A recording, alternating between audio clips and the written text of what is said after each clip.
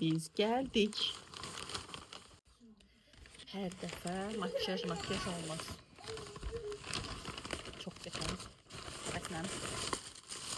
Naşiklər almışam. Bizlər powerbank almışam. Bu powerbankdır.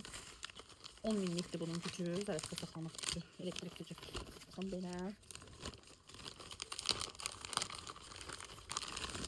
Demək.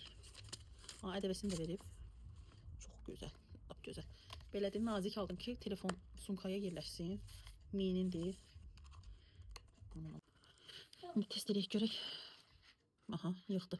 Əla. Demək işləyir. Normal.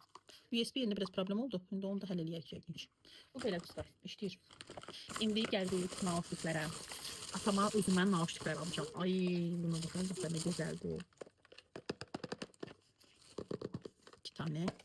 Ben de bundan alacağım. Bu burada bir sinekliğe düşmüştü. Gitti manata düşmüştü. Salıverdim. İçinde çeki var mı görün. Ha, çeki de var.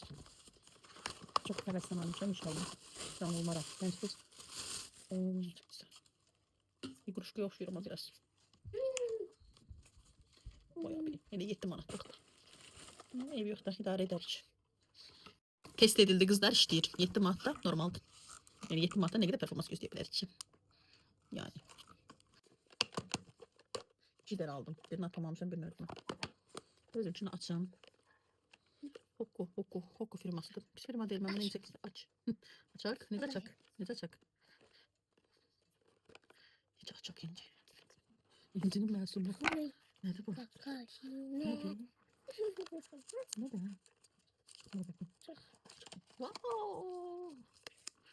Oo, çok havalı bir kızlar, buna bakalım. Kız neymiş sen? Çok şey havalı. Ay kız neymiş sen? Fuy.